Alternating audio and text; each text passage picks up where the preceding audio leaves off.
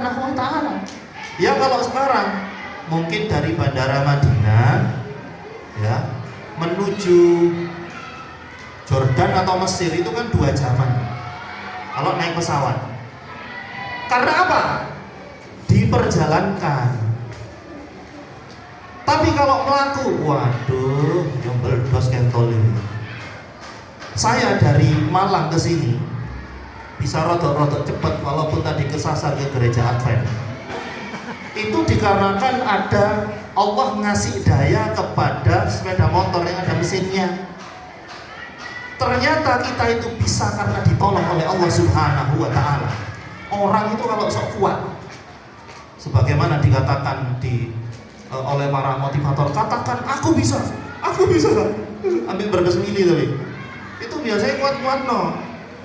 Tapi kalau motivator rotok genah, maka dia akan mengatakan, katakan dengan izin dari Allah, aku bisa. Sebagaimana kata-kata la haula wala quwata illa billahil aliyil azim. Panjenengan kalau tidak dikasih karunia oleh Allah Subhanahu wa ta'ala, jangankan diparingi anak, jangankan itu, tidak diparingi anak, tidak diparingi suami, itu ya tidak kuat. Padahal betapa banyak kalau kita survei ibu-ibu di luar sana, bukan di dalam sini loh yo, bukan ya, jangan salah paham. Kok jahit mulai sana, lefru. Ibu-ibu di luar sana justru begini kan, wonten mawon sing ngadu, kami kadang-kadang curhat ke istri saya tuh. Ini tak pikir-pikir ya Min yo, enak ndak duwe bojo ini. Tapi begitu tuh, ada yang begitu tuh. Tapi bukan orang lawang, bukan. Singosari. Oh, wonten nggih. Wis tak ralat lah tumpang wis. Koyoke tak pikir-pikir anak tak duwe bojo iki. Lho kok iso ngono ngene.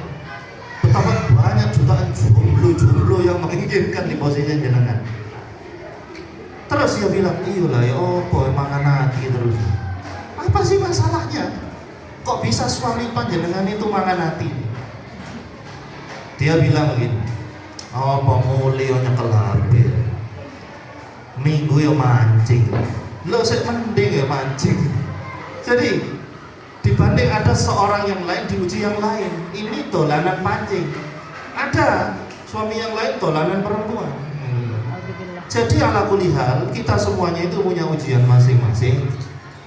Jadi masya Allah tabarakallah, kita tidak bisa mengatasi ujian itu bukan karena tidak sekedar Allah memberikan kasaf kepada kita, membuka pintu-pintu hikmah di dalam hati kita, tapi dikarenakan tidak kuat nyonggok karena disonggok dewe, salah dewe gitu. Nabi saja, beliau manusia biasa. Andaikan beliau tidak diberi wahyu oleh Allah Subhanahu wa ta'ala, beliau juga sama kayak kita. Lawang Nabi makan, kita makan. Nabi menikah sebagaimana laki-laki menikah. Nabi juga ngantuk, beliau tidur. Sama. Makanya beliau diberi kekuatan oleh Allah Subhanahu wa ta'ala. Maka orang-orang itu bisa kuat kalau memang benar-benar meminta kekuatan kepada Allah Subhanahu wa ta'ala. Gini ya, jangan dikira jadi misalkan panjenengan jadi istrinya Nabi gitu, itu terus panjenengan akan lebih kuat dari sekarang. Oh, enggak mungkin, belum tentu.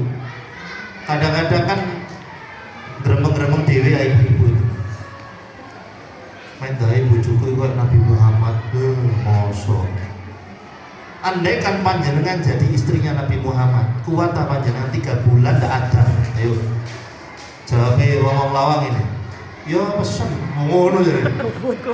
Ndak wis, ndak ada ketilingan pokoknya. 3 bulan dapur ndak ngebut. Kemudian panjenengan jarang ketemu suami. Lah ya gimana ndak jarang? Suaminya seperti Nabi itu jihad, jarang mulai, terus dibagi waktunya dengan istri yang lain. Ayo sampaikan maijenan sebagai istri yang sah. Ini mantul ya, pakai istri yang sah. Itu aja, ya Allah, tidak kuat. Jadi istrinya Nabi Muhammad tidak akan kuat, ya. Makanya panjenengan sekarang ditakdirkan jadi istrinya menjadi anggota keluarga besarnya NIT Ar-Raihan. Itu cocok sudah cocok sesuai dengan kadarnya, karena belum tentu kuat nyonggok.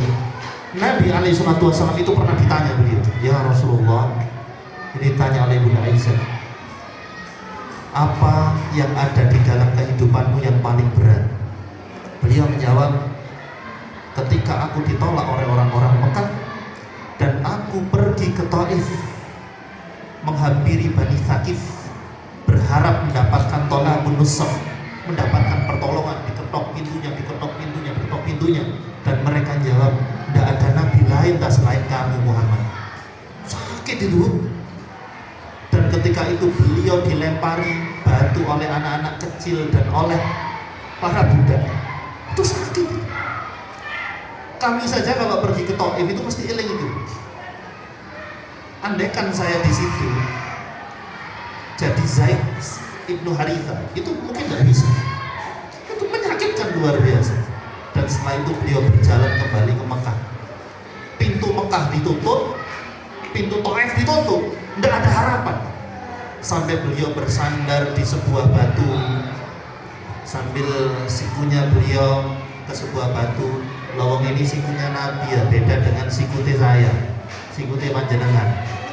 Karena ini sikunya Nabi, batu yang moro-moro gembul kayak guntir boleh, sehingga cekunglah batu itu. Dan sampai sekarang ada masjid namanya Masjid Al-Qu, Masjid Siku. Bedo sikut itu loh, jadi dijajal ya, babras itu sikutnya Nabi.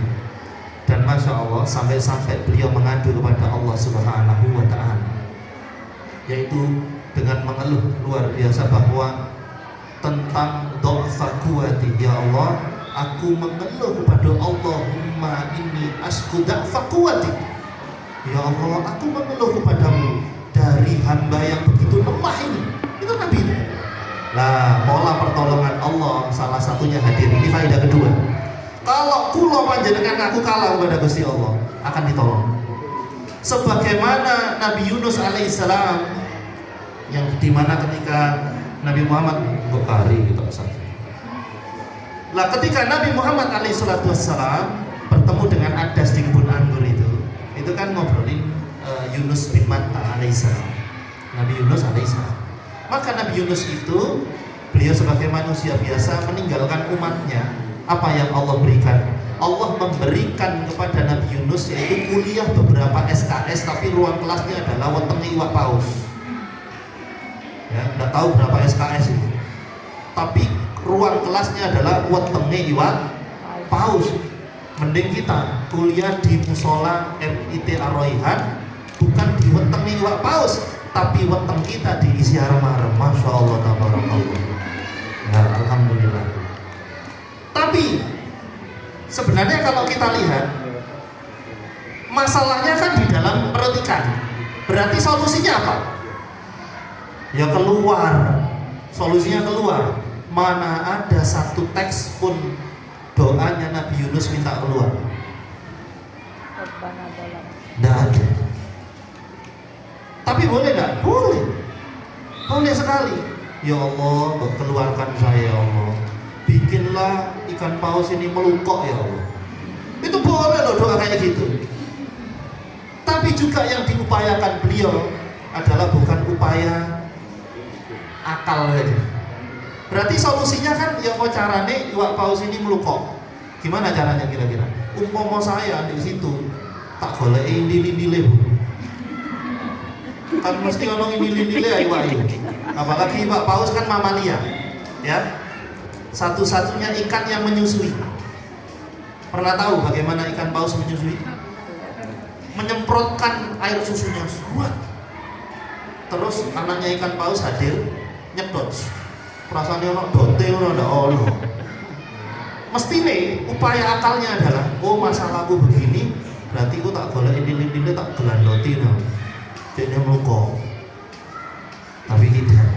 Nabi Yunus alaihissalam, dia berdoa, la ilaha illa anta, tidak ada Tuhan selain Engkau ya Allah, subhanak, maha suci Engkau.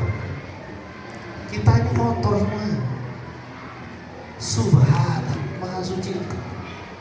Untuk membersihkan hati berarti tidak akan ditolong oleh Allah Subhanahu wa taala kalau di sini masih menyalahkan seseorang, memberikan masalah ini, mengkambing hitamkan seorang.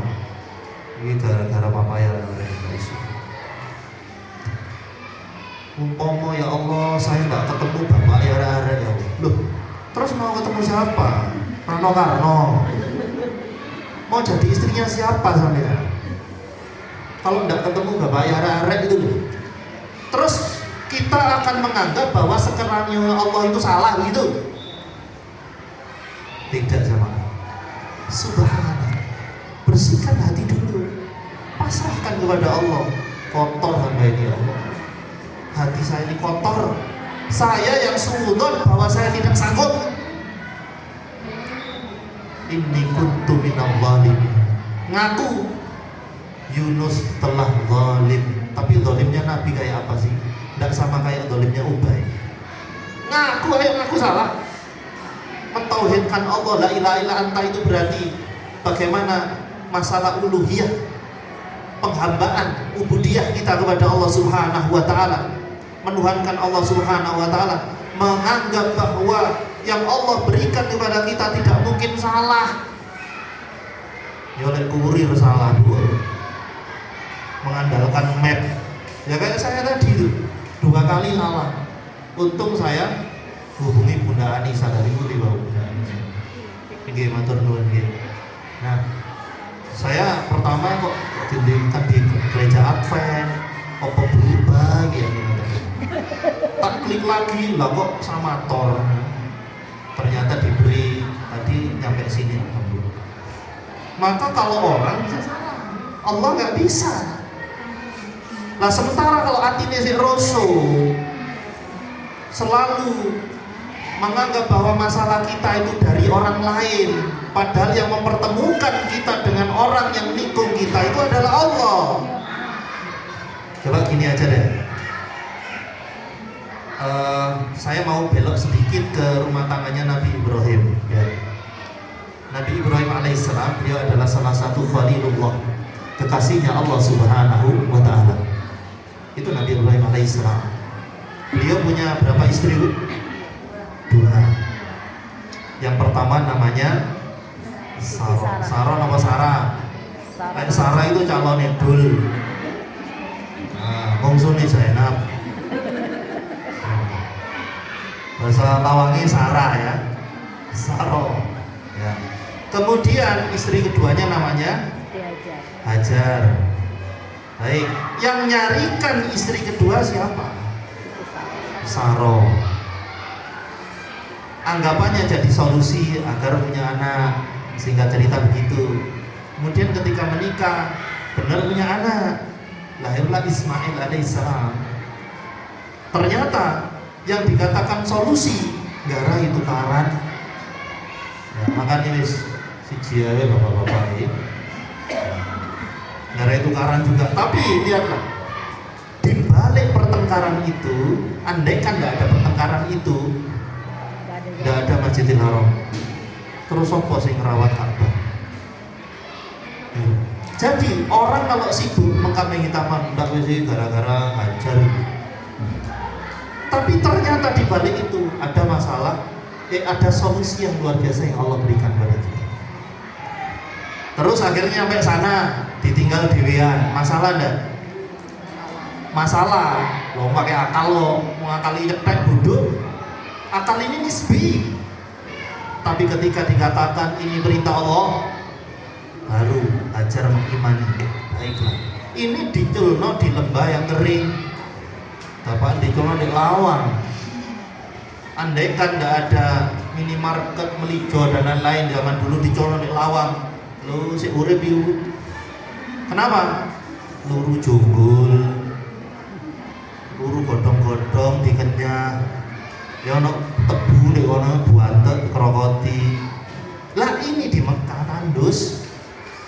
Akhirnya masalahnya adalah di ngelak, lari. Harapannya ada air, upayanya apa? Solusinya di mana?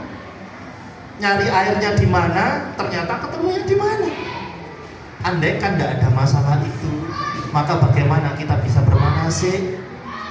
Masya Allah.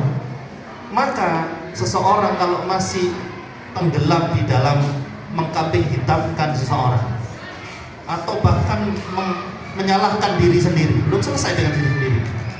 Ini salah mama nak semuanya. Ini salahnya mama pak. Mualah balik begitu. Terus dengan seperti itu apakah solusi akan datang? Sudahlah, ukiran sudah dibentuk. Maka bagaimana ukiran ini kita perindah dengan keimanan kita. Sehingga itulah rahasia la haula wala quwata illa billah. Sehingga dengan seperti itu kita bisa kuat karena Allah yang memberikan kekuatan. Itu yang pertama. Yang kedua, farahimallahu min a'ana mubatala. Dan kemudian yang kedua disebutkan oleh al-musannif bahwa seseorang itu bisa ditolong permasalahannya kalau dia menolong. Ini pola pertolongan Allah yang kedua. Yang pertama kan kembali penghambaan kepada Allah, nyerah kepada Allah. Saya yang salah, tidak ada yang lain. Kalau gitu saya minta tolong kepadamu. Yang kedua, ayo nolong. Kalau mau ditolong, ayo nolong. Karena sebagaimana di dalam hadis Nabi SAW, Nabi bersabda, wallahu fi aunil abdi, Allah itu senantiasa menolong hambanya. Jika apa? Makanal abdu fi auni akhi. Ketika hamba itu nolong dulure, nolong saudaranya. Sudah, ini rumus kalau kita mau ditolong.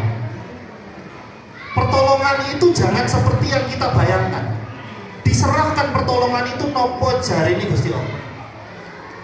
Karena kalau kita mau review dalam kehidupan kita Bunda, kita itu selalu punya asumsi sendiri bahwa kalau gitu saya agar sehat, maka saya harus mencari obat ini. Tapi kadang-kadang bisa sehat itu tidak dengan obat, tapi dengan memperbaiki sholat. Ya. Oh kalau gitu saya akan tentang ekonomi keluarga ini, saya sebagai istri saya harus membantu memberikan pendapatan tambahan. Ternyata belum tentu juga kok, belum tentu. Malah ternyata menimbulkan masalah lain, walaupun kadang-kadang juga bisa jadi solusi. Tapi kita dengan menolong saudara kita, nanti pertolongan itu bentuknya kita serahkan kepada Allah Subhanahu wa Ta'ala. Saya ada contoh.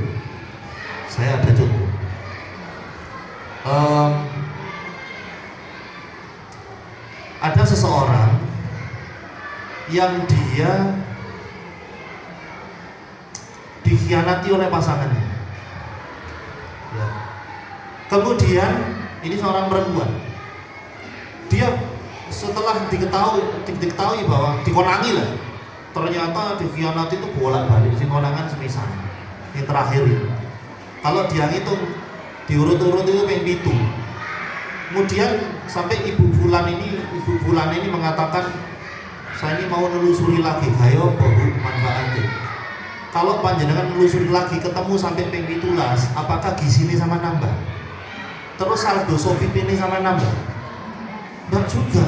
Buat apa? Gitu. Ternyata la haula wala quwata illa billah. Dengan konangan begitu, kemudian ternyata qadarullah mereka berpisah. Ternyata masya Allah, dua-duanya yang laki-lakinya bertobat, kemudian nikah, sekarang tambah baik, dan seorang perempuan ini juga semakin dekat dengan Allah. Awalnya itu sholat rasa-rasa sebelum dikhianati ya, before after ya. Beforenya sholatnya rasa-rasa, majelis taklim dauno ambune belas majelis taklim. Tilawah Al-Quran, aduh, enggak. Cuma hobinya ke pameran buku, mek tuku mushaf, jam celing mushaf. Enggak tahu dibuka. Makanya kalau musawi panjenengan lungset-lungset itu masya Allah, berarti di udal-udal ada arek. Juga sekalian di nopo di tilawah. Itu luar biasa. Oke, husnudon saya Al-Quran jenengan tengah aplikasi kemana-mana ini ya, moco Quran, masya Allah, astagfirullah. Ternyata dengan masalah itu, dua-duanya ya sekarang hubungan sama saya. Ya Allah Ustaz, gara-gara masalah itu saya semakin baik. Dan ya itu tadi, bagaimana dia bisa mendapatkan hikmah dari Allah Subhanahu wa Ta'ala. Dan sekarang masya Allah, masing-masing giat di dalam kegiatan masing-masing. Kalau yang suaminya ini dia punya kegiatan di sosial, makan gratis. Keluhnya itu tok untuk ketemu doang ya. Baik yang seorang ini istrinya ini juga di dalam kegiatan sosial. Itu luar biasa, masya Allah tabarakallah.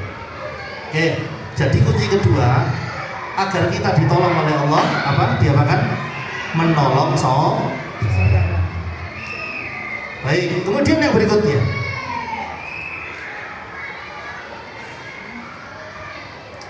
yaitu terdapat di dalam hadis Nabi alaihi salatu wasallam, alhamdulillah sabada fi sahihil Bukhari.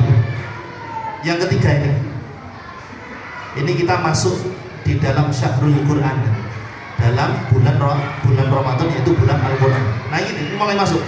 Bagaimana kita menyiapkan diri bersama dengan orang-orang yang spesial di samping kita. Nah spesial itu ayo kita benerin definisinya dulu. Spesial itu apa?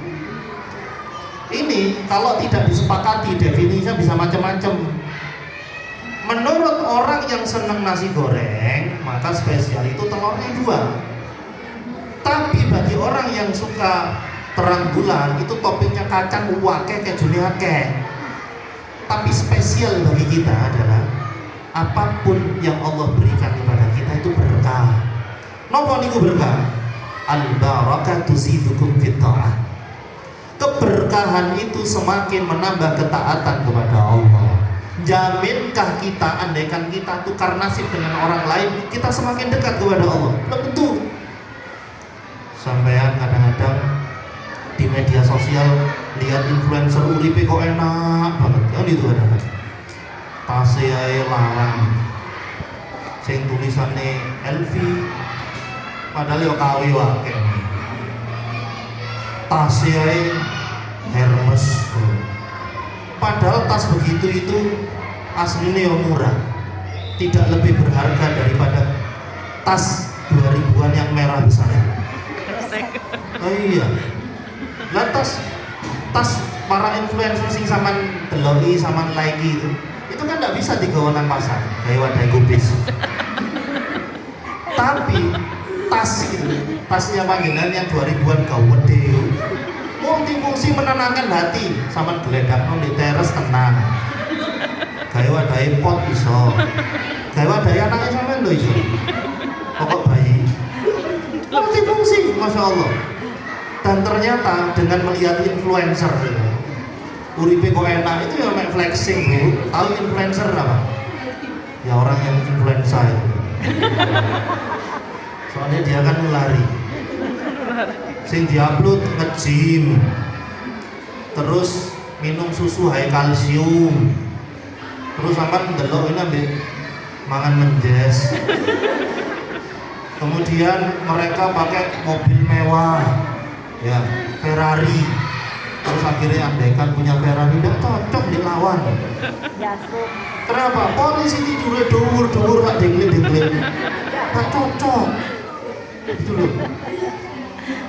Sudah mobilnya zaman saat ini cocok, enak.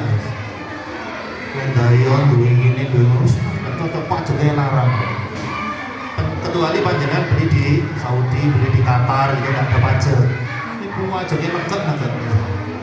Nah, sehingga karena kita melihat sesuatu terkait dengan dunia yang bisa menyihir kita, sementara yang kita lihat bukanlah sesuatu yang bisa meningkatkan ketakwaan.